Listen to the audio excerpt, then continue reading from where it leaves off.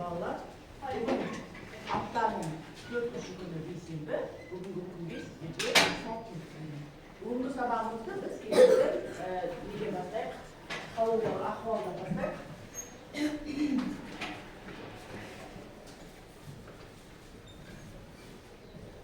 Бір-бірімізді тыңдаймыз десек, бір шапалақ. Ұйымшыл боламыз, белсенділік танытамыз. Өте жақсы, отырамыз.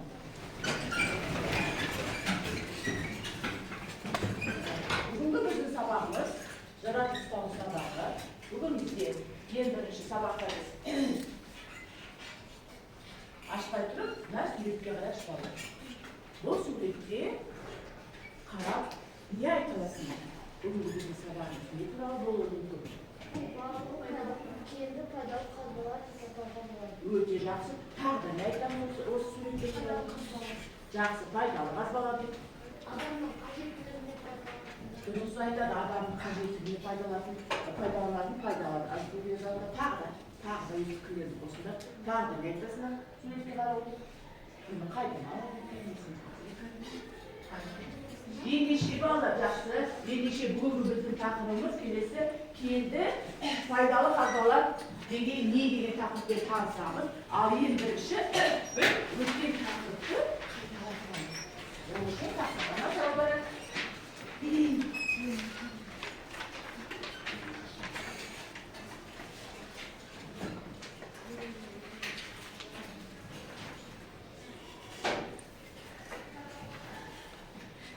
Тақырыбын қайталау үшін келесі ойын аласың. Ойынларды таңдай отырып, бөлген тапсырманы қайталап сұрақтарға жауап береміз. Кім бірінші береміз тақтаға? Кім бірінші? Әлі береді ғой.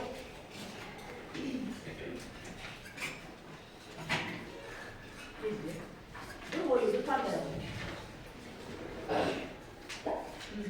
Оқы ғой. Жаңғыш пайдалы қазбаланы атай қойды.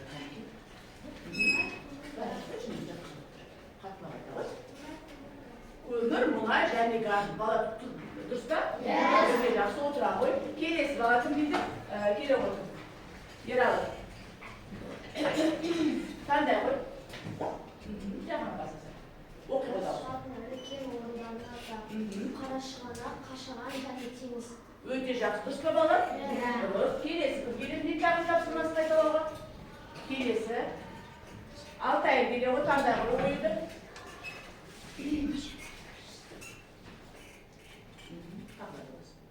Үстін ортасынан басайш жақсыда.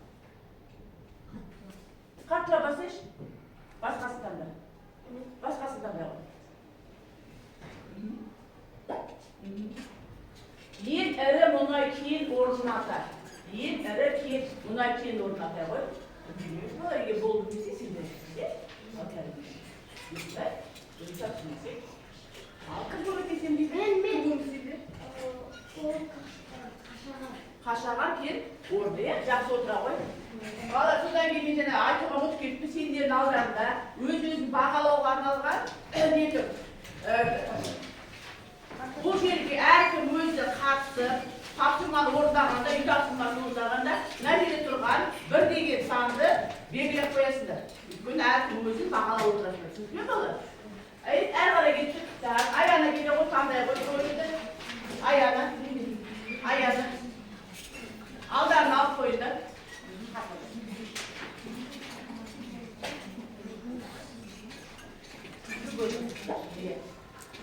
Оқы бұда.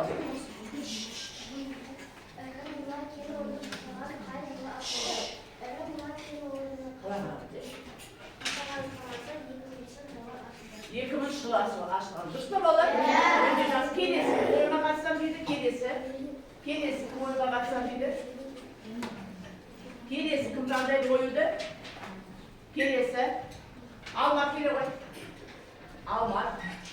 Бұл үй тапсырмасын. Қайта қалатыңыз бала? Үйді жақсап дайындап келу керек болды, иә. Оқи ғой. Пайдасын айталым. Бұл жаққа қарап айталым. Қандай пайдасы бар еді жаңғыш пайдалы қазбалар? Bir sözünü айтайын.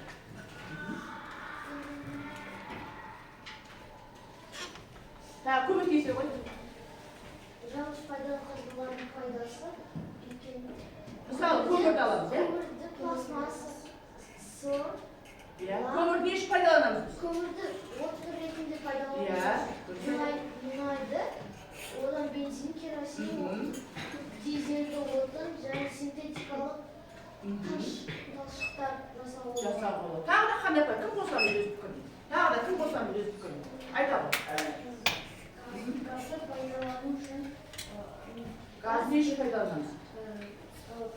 кейбір кезде кейбір тамақтар газбен піседі, сол арқылы Тек қана тамақтағы газбен пісе ме? жоқ. Иә. Қазір машиналардың өздері ме? Жаңа газбен жүреді, ендеше жанғыш пайдалы газдалар пайдасы бар ма екен? Бар екен. Алма бүйтін ашар. Отыра ғой. Келесі күн таңдай бер, жасыл келе ғой. Жансыз келеді, таңдай ғой бойылды. Таңдай ғой. Оқи ғой. Мұнайдан. Қандай бағалы заттар Айтамын. Мұнайдан бензин, керосин, бак және синтетикалық Иә. заттар жасалады. Түсініп балы? Жақсы, келесі. Мұстафа келеді дейді. Мұстафа әр бала өзін жауап берген үшін өзіне бал қосып отырады. Ортасына. Газ қандай болады? Газ көзге көрінбейді, газдың иісі болмайды. Болды, иә, және? Болды, жақсы, отырады. Келесі күн келем дейді, келесі. Ал аяғы келем дейді, отырам жақтан. Келе ғой, екі сұрақ қалды балалар. Екі сұрақ қалды.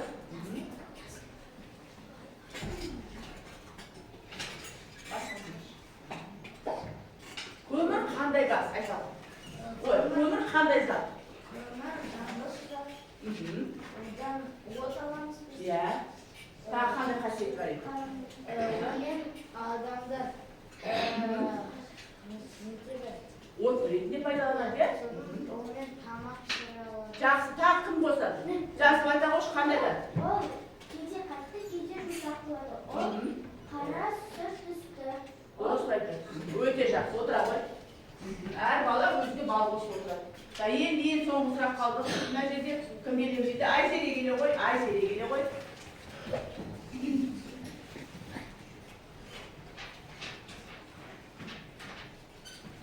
Үстеме тұр ғой. Бана бересің. Қазір мына жерде масқара. Мұнай қандай болады? Қоймаушы зат болады. Келісеміз бала? Өте жақсы бала. Мінеке бір үй тапсырмасы қайталады. Ал енді кім бізге сабаққа жақсы қатысып отырады, олар өздеріне бал қойып отырады. Сабақтың соңында біз ол балды барлығын қосып бір-біріне бағамызды шығарамыз. Ал енді әрі қарай кеттік. Сонымен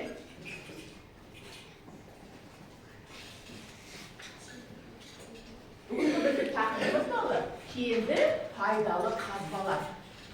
Ол үшін біз сендермен қазір сендердің алдарында мынадай не тұр? Қағаз тұр.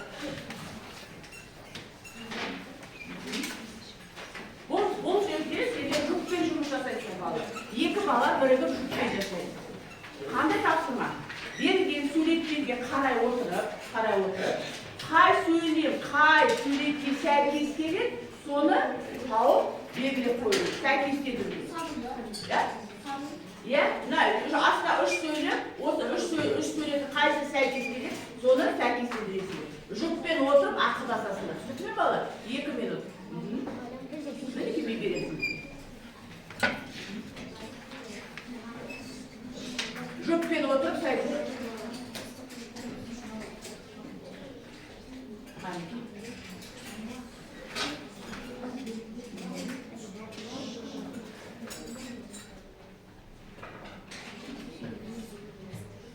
Екі минут уақыт.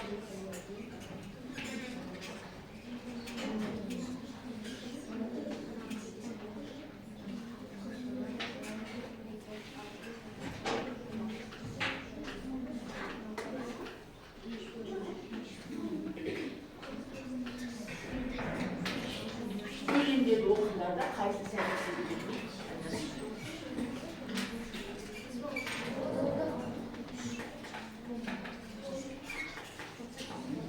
болмаса сандарын жазып қойған болады жаңағы сөйлем астына. Иә, дұрыс, кейбір бала жұмыс жасапты.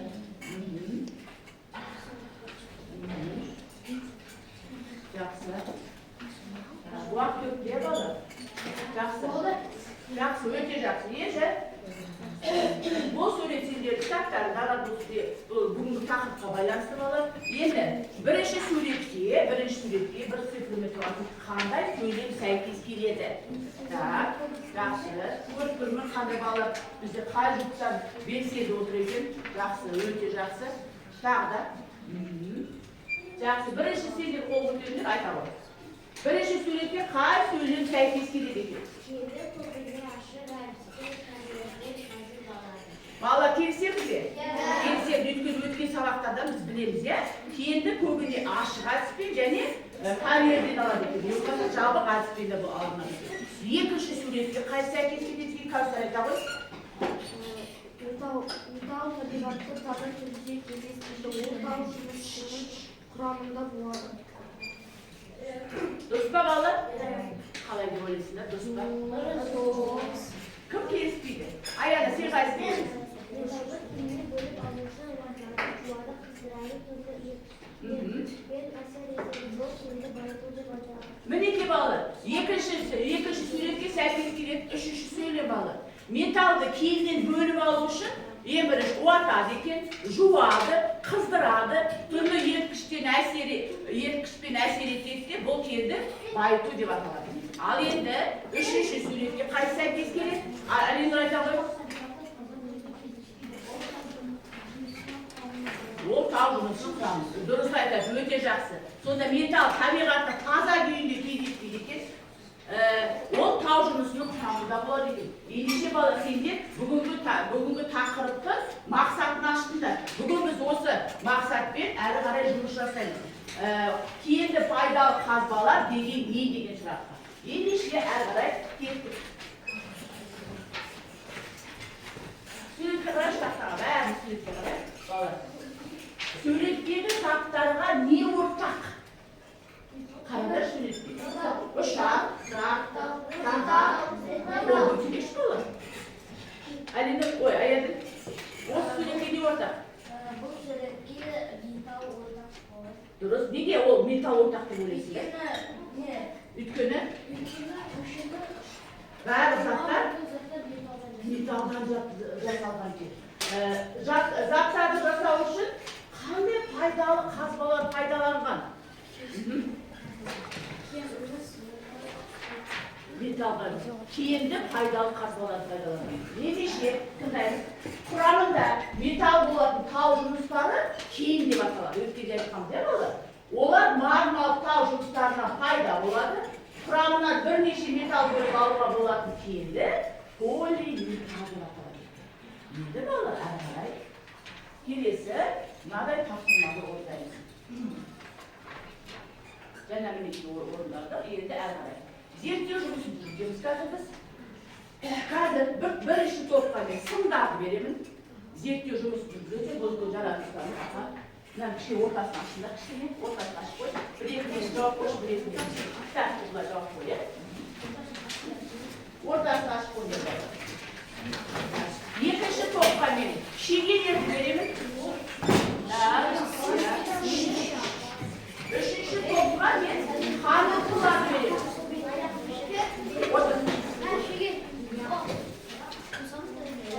Қанықтыларды беремін. Мен ашып бердім. Балдар, не бірінші тыңдап алыңдар. Әр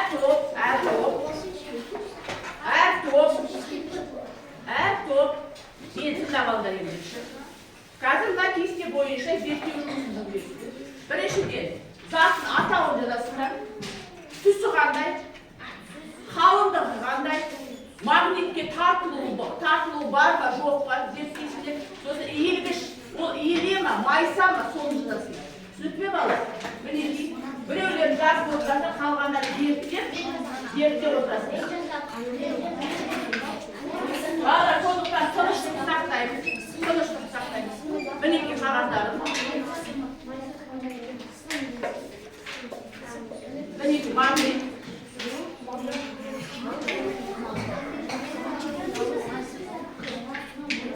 Мінекей. бар дейді. Қанық зерттесмесіңдер. Қанық тапсылады.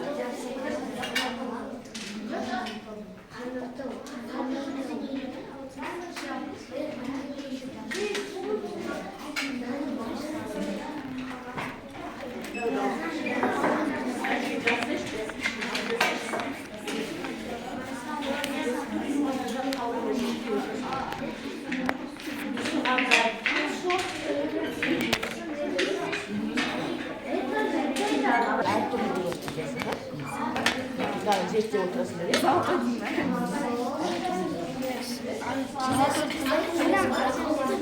Қалыңдығы примерно 2-3 сантиметр. Küçük. Kadınlar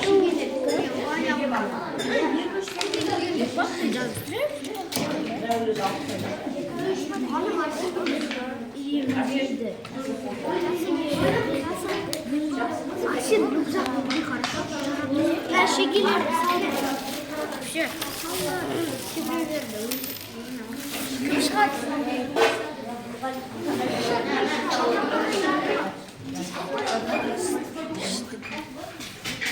Мына созылама байқаңдар.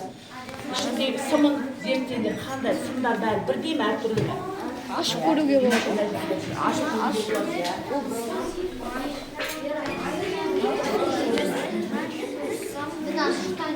Қай топ болды, былай отырасыз.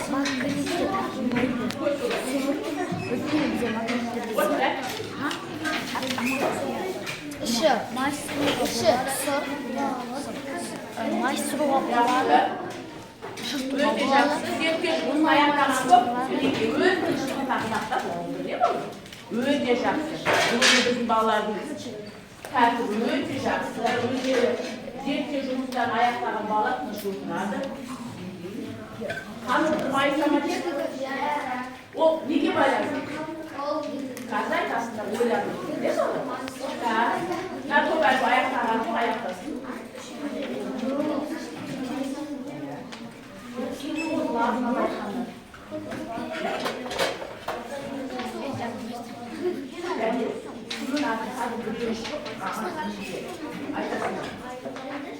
Жақсы бала, өте жақсы бұлай. Қолымыз бұлай.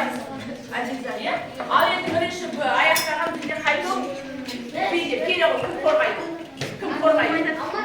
Алма кекеу қорғады.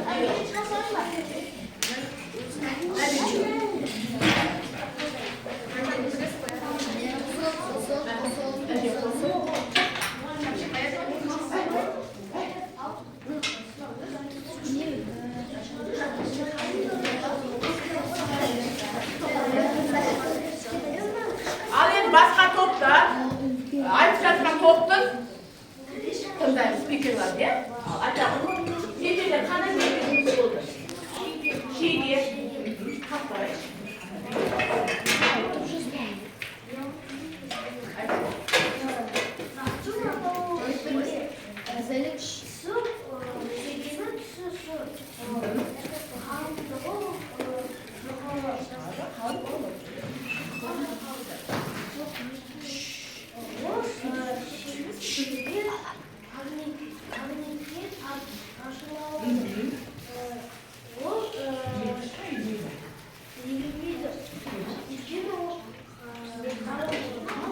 Өте жақсы. Келсеңіздер балалар шегені дау жеткенде өте жақсы сұрақ қойсаңдар. Келесі топ үшіншісі.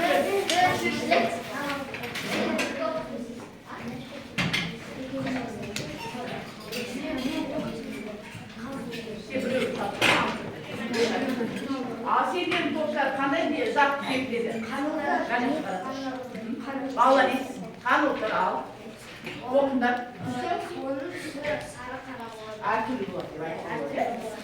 Оның қалыңдығы 2-3 сантиметр деген әртүрлі болуы мүмкін, е? Қалың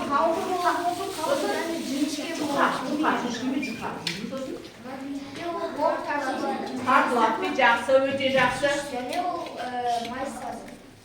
Майсы. Қандай уақытта майсу мүмкін ол? Бәрі майсу мүмкін бе? Қандай қалыңдықта? Ал қалыңдар майсап деп ойлайсыздар ма? Жоқ, меніңше жақсы. Келесі топ. Келе ғой, ер алдын. Алып шық, сымдарыңды алып шықыңдар. Сымдарыңды алып шықыңдар, алып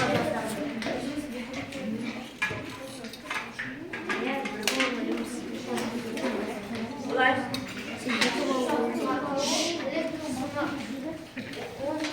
Аяқ. Жасыл, сары болуы мүмкін.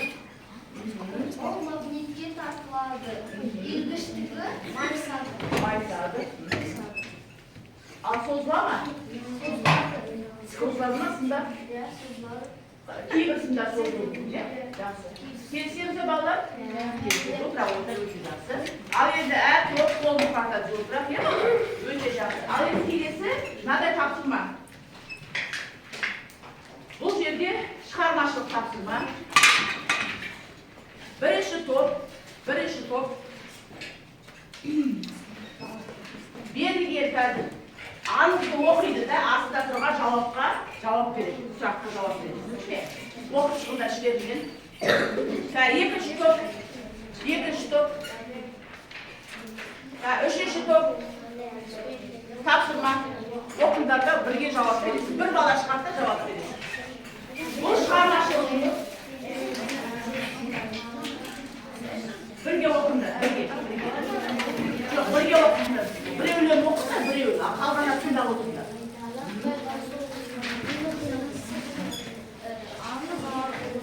Жошы ханның ұлы аңнан қайтқан хан баласы туралы жаман хабар әкелген адамның көмегіне қорғасын қоямын деп хабарлайды. Хан баласының қаза тапқанын айтуға барлығы қорқыпты. Тек дана кет бұға хан сарайына келіп домбырасымен мұңлы күй тартады. Сонда жошы хан күй әуенінде баласының қаза болғанын сөйледі. Ашуға булыққан хан домбыраның көмегіне қорғасын қойды.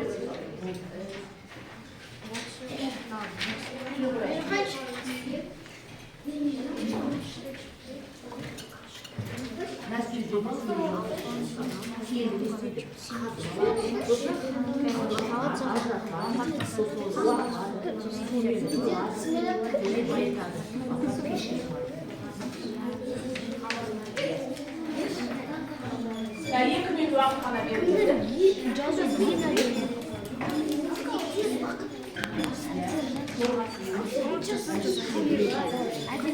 Кто хочет, я буду.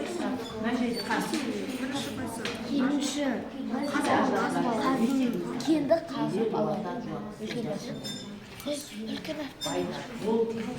Екі минут уақыт қалады.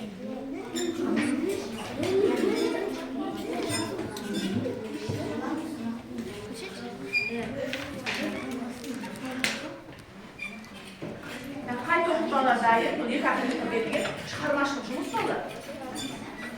Сіз ауызша айтып жауап беруге болады. Кейде тек қана бірақ жауабын таңдайсыздар. Аңыз туралы.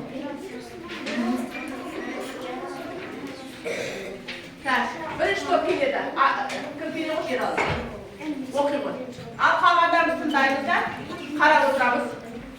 Жошы ханның ұлы аңнан қайтпасы. Хан баласы туралы жаман хабар әкелген адамның көмегіне қорғасын құямын деп хабарлайды.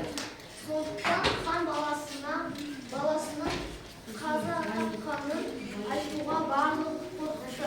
Тек дана кет бұға хан сарайына келіп, домбырасымен мұңды күй тартады. Сонда жошы хан күй әуенінен баласының қаза болғанын түсінеді. Ашуға булыққан хан домбыраның көмегіне Ал енді мына сұрақтарға жауап бермек. Бірінші бірге қосып көмектесіп отырамыз. Егер қорғасын металл болса, оны қалай құяды? Қорғасын металл болғанымен сұйық зат. Қорғасыны табиғаттан сұйық күйінде алып қатырады. Қорғасыны балқыту арқылы сұйыққа айналдыруға болады. Қорғасын қатыр зат. Қайсысын таңдадыңдар? Үшіншіден, қорғасын балқыту арқылы сұйыққа айналдыруға болады. Өйткені жаңағы мына жерде аңызын деп білесіздер ғой, жаңағы баласының қайғылы жағдайына келгенде ол жаңағы не істеді? Домбыраның несіне? Домбыраға не істеді? Әкелген адам көмейіне қорғасын құямын деп хабарлады. Жақсы. Келесі, екінші топ, келесі. Әсета келе ғой. Алмат келе ғой. Бол. Сендер оқымана сұрақ. Оқи ғой. Жидеп тұр. Кенді қазбалармен.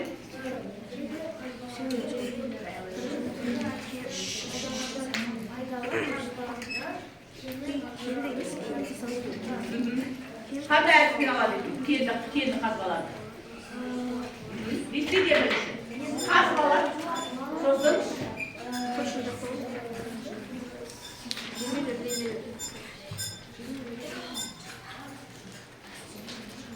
Сосын. Бала кенді пайдалы қазбалар сосын. Ол не істейді? Сразу апарып, неге апара ма? Байтады, байтуғыш не істейді алдында? Жуады, үгіттейді. Бір-біріне жаңағы араластырады, содан кейін барып жаңағы пешке апарады. Отыра қой. Келесі топ. Тексіз. Сендер өте сөйлем қара болды. Ол шығармашылық жұмыс тексіз.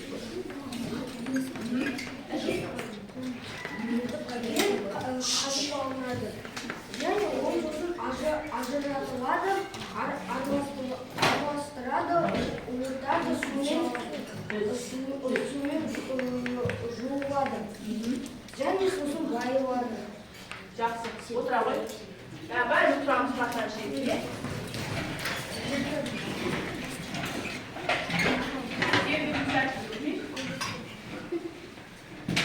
Бәріміз бірге қайталаймыз. Бірге.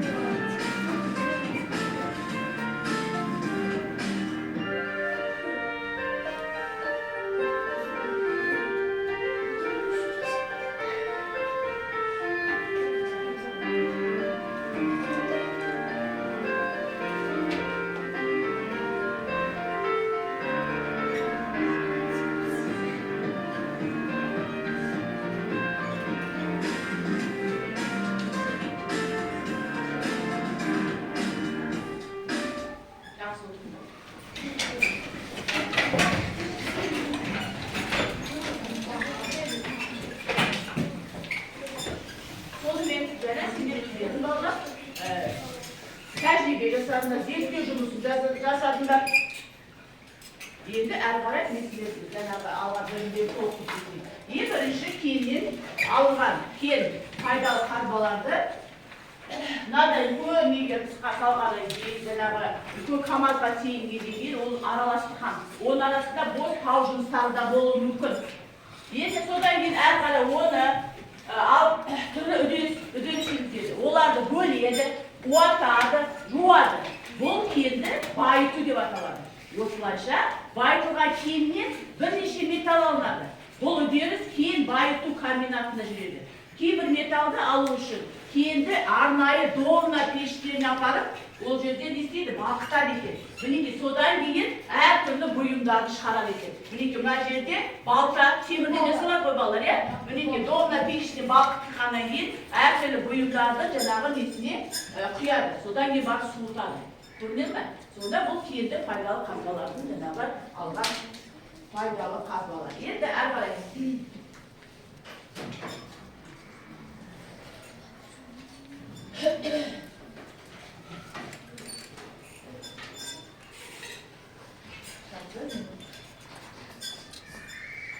Домна пеші деген неге кішкене түсіндірейік. Мың тонна темір өндіріледі. Қажетті мөлшердегі шикізаттың Цельсий бойынша 1000 градусқа дейін қыздыру өте көп мөлшердегі энергияны қажет етеді. Сондықтан домна пештері суымай күніне 24 сағат, жылдың әрбір күнінде бірнеше жылдар бойы үздіксіз жұмыс істейді. Олар тек қана жоспардан тыс техникалық қызмет көрсету кезінде ғана жабылады. Осы үздіксіз процесс барысында шикізат үнемі пештің жоғарғы жағына беріледі. Ал балқыған шойын мен қош пештің төменгі жағында бөлек жинақталады. Мінекей домна пеш деген мінекей осы. Жаңағы кеннен алған кенді пайдаланған металды осымен ажыратып алады. Енді келесі тапсырма балалар. Енді әркім өзі жұмыс жасайтын тапсырма. Қыбы тапсырмалар сұраударында. Осы жерде сөйлем берді. Сөйлемнің ортасындағы Осы сөйлемге қажетті сөздің асыл-сасына болды. Түсінікті балалар? Бұл қ тапсырмасы 5 балдық жүйе берілді. Бағаланады, қараңдар. Кенді пайдалы қазбаларға металдар, тұздар, газ жатады. Осы үшеуі қайсы жатады? Соны астырған асылсасында. Түсінікті ме? Әрбір сөйлемге. Опана, 1-2 минут уақыт береді. Ал бастайды. Әркім өзінде бар еді ғой, мен көріп көрдім ғой. Менде жоқ. Кімде жоқ мінеке алды.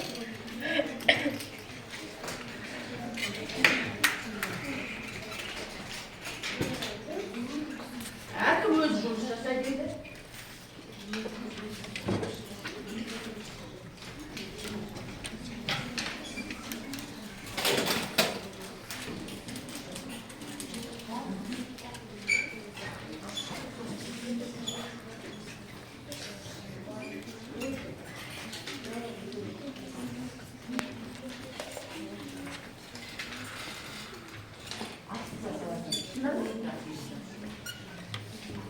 Кім отыз отырады?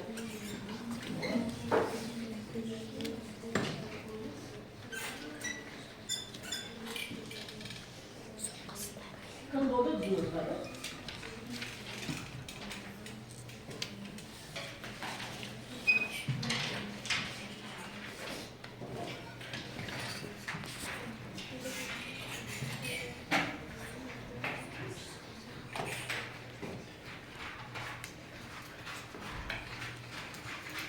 Отқа балыр? Жақсы. Партаны шетіне қойып қойды, сабақтың соңында мен жинап аламын да, содан кейін сендердің өздерінің бағалауына қосып, жалпы бүгінгі сабаққа қатысқан балаларыңызды қараймын. Ал енді қорытындылау үшін сабақты балмұздақ әдісімен менің алдыма келеді бір балаға балмұздақ несін, таяқшасын таңдап, сұрақтарға жауап береді. Келе қоясың. Жаңа, Ералы. Біреу жалабы. Оқыра ұстап. Бөледі ортады шуады. Бұл үдеріс қалай аталады? Қалай аталады? Бұл байыту үдерісі деп аталады. Өте жақсы. Келесі, кімден дейді келесі? Келесі, Айбын келе ғой. Айбын. Біреуін ала ғой. Кенді қандай әдіспен қазбалады? Ол қалай. Кенді қандай әдіспен алынады екен? Кенді не қалай карьермен ашық әдіспен алады. Сосын тағы да қандай ашықпен алуы мүмкін? Сосын карьермен шақты. Ол қандай әдіспен алынады шақтыда? Шақты ол жабық әдіспен. Жабық әдіспен алынады. Өте жақсы отыра ғой. Алмап келе ғой.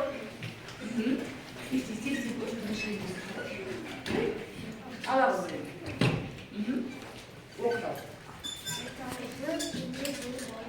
Қандай үдерістер жүреді? Жаңа қалай?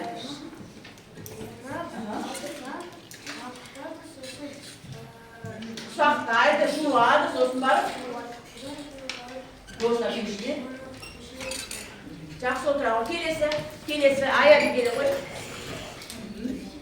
Тыңдап отырда балалар өте жақсы. Бүгін балаларымыз өте жақсы сабаққа қатысып отыр. Керемет. Екі ірі домына тиеші қандай орналасқан? Дұрыс айтады, Теміртау қаласында орналасқан. Өте жақсы. Тоғыз партаны отырап, бүгінгі сабақ тақырып түсінікті деп ойлаймыз, иә? Ал енді бүгінгі сабаққа біз өзіміз рефлексия жасайық. Үйге балалар.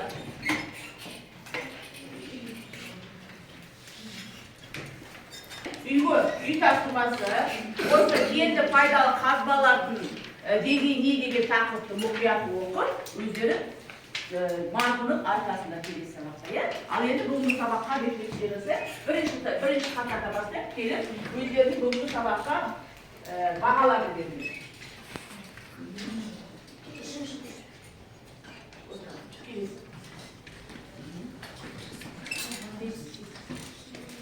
Келесі, бірінші қатар балалар, бірінші топ балалар бәрі келіндегі бір-бірден келіп сабаққа рефлексия жасайық. Жақсы. Бәрі түсінікті, иә балалар? Отыра ғой. Басы отыра берді. Келесі екінші топты балалар келеді. Екінші топты балалар мына жақта кімнің аты артыда сол келіп жаңағы өзінің